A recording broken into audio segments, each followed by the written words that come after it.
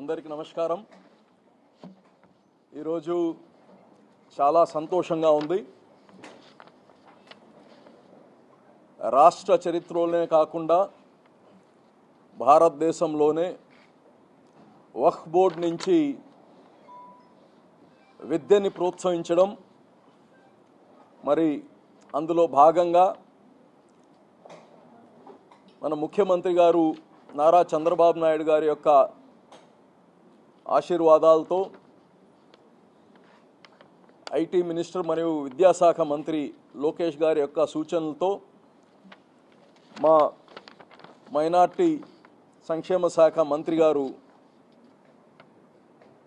Farooq sir గారి యొక్క సహకారంతో వక్ఫ్ బోర్డు నుంచి 10వ తరగతి పిల్లలు ఎవరైతే ఇప్పుడు పాస్ అయ్యారో వాళ్ళకి ఒక ఎంట్రన్స్ ఎగ్జామ్ పెట్టి టాలెంట్ ఉండే పిల్లలకి ఉచితంగా ఇంటర్మీడియట్ ఎడ్యుకేషన్ నీట్కి మరియు ఐఐటికి సంబంధించి కంప్లీట్గా ఇంటర్మీడియట్ ఎడ్యుకేషన్ ఉచితంగా కార్పొరేట్ కళాశాలలో, రెసిడెన్షియల్ కళాశాలలో వాళ్ళకి ఏర్పాటు చేయడం జరుగుతుంది. ముందుగా 250 మంది పిల్లలు జూనియర్ ఇంటర్కి తీసుకుంటాము. నెక్స్ట్ ఇయర్ 250 మందిని తీసుకుంటాము. 500 మంది పిల్లల్ని ఎవరైతే ఆంధ్రప్రదేశ్ రెసిడెంట్స్ ఉన్నారో వాళ్ళకి మరియు వైట్ రేషన్ కార్డు ఉండే వాళ్ళకి, అంటే బీపీఎల్ పిల్లలకి ఈ యొక్క ఎగ్జామ్స్ పెట్టి మేము వీళ్ళని సెలెక్ట్ చేయబోతున్నాం.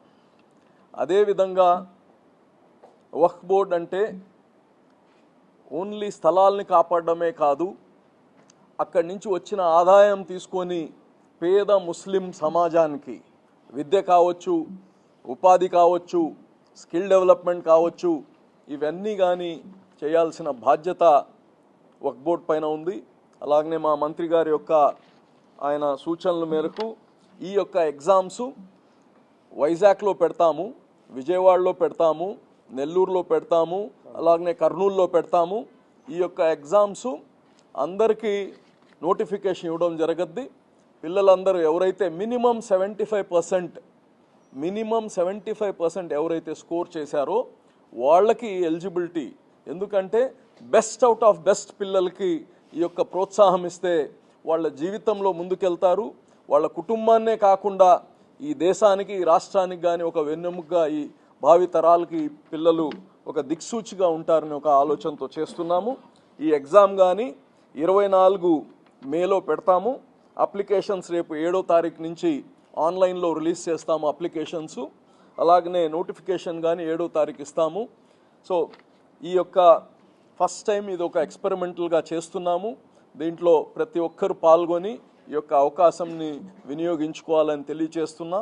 ఎక్కడ కానీ విద్య దగ్గర పేదరికం అనేది అడ్డు రాకూడదు. మంచి టాలెంట్ ఉండే పిల్లలు, కృషి చేయాలనుకునే పిల్లలు, దృఢ సంకల్పంతో ముందుకు పోవాలనుకునే పిల్లలకి పేదరికం అనేది అడ్డు రాకూడదు అనేది మా మంత్రి గారి యొక్క ఆలోచన.